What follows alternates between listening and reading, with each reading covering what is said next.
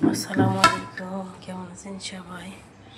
তো মুখে আমার রুচি কমে গেছে, দেখা যাক কী খাওয়া যায়, কোনটা সিলেক্ট করি এর থেকে বুঝতেছি না। তো আপনাদের সকালে কার কোন নাস্তা ফেভারিট অবশ্যই কমেন্ট করে যাবেন। তো তো সকাল এখন বাজে 8টা। তো নাস্তা করব যে সবজি খিচুড়ি, এখানে শিম আলু,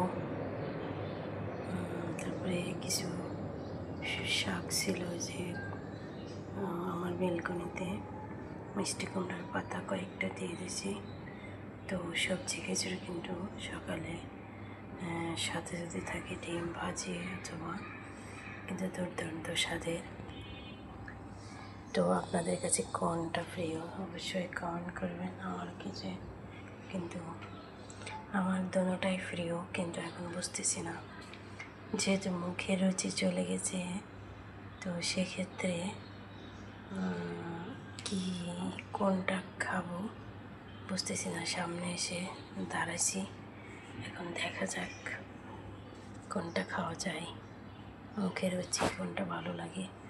তো সবাই ভালো থাকবেন। ভিডিওটা ভালো লাগলে লাইক কমেন্ট শেয়ার করে পাশে থাকবেন।